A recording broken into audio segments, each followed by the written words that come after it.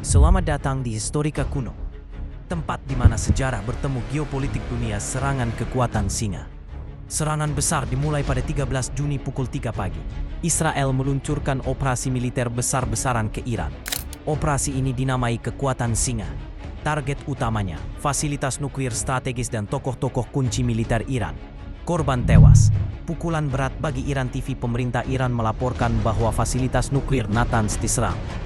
Komandan Pasukan Garda Revolusi (IRGG), Hossein Salami, tewas.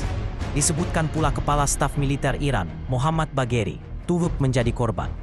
2 ilmuwan nuklir dan tokoh militer penting Iran juga dilaporkan tewas. Serangan udara canggih, Iran disusupi. Israel mengerahkan lebih dari 100 pesawat tempur, termasuk jet siluman F-35. Jet ini diyakini berperan dalam pembunuhan tokoh Iran. Iran tampak telah disusupi karena pertahanan udaranya lumpuh total. Tanpa itu, serangan tidak akan seakurat ini. Iran umumkan keadaan darurat nasional. Pemimpin tertinggi Iran, Ayatollah Khamenei, mengumumkan status darurat nasional. Ia bersumpah bahwa Israel akan membayar mahal. Iran kini benar-benar terprovokasi. Sejarah serangan nuklir oleh Israel. Israel bukan pertama kali menyerang program nuklir Iran. 2010, Israel NAS serang lewat virus Stuxnet, lumpuhkan sentrifugal.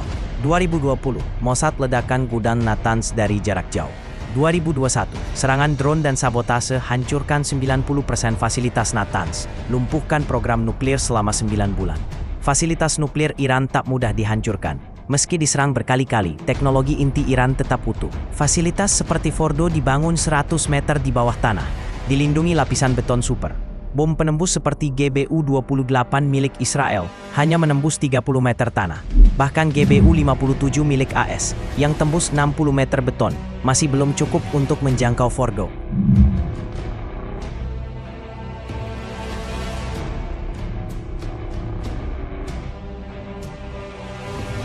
Iran siap membalas dengan kekuatan rudal dan drone. Iran dipastikan tidak akan tinggal diam. Sekutu Iran seperti Houthi kemungkinan akan menyerang Israel. Iran memiliki rudal balistik Meteor, jarak 2000 km bisa capai seluruh Israel. Rudal hipersonik Fateh, kecepatan 13 Mach sulit dicegat. Drone murah Shahed 136 bisa menyerang secara bertubi-tubi. Timur Tengah diambang perang besar. Jangan kira Iran lemah hanya karena diam. Iran tahu bahwa jika punya nuklir, Israel dan AS akan berpikir 2 kali. Serangan Israel kali ini bisa menjadi pemicu perang skala besar. Timur Tengah kini sedang duduk di atas bara api.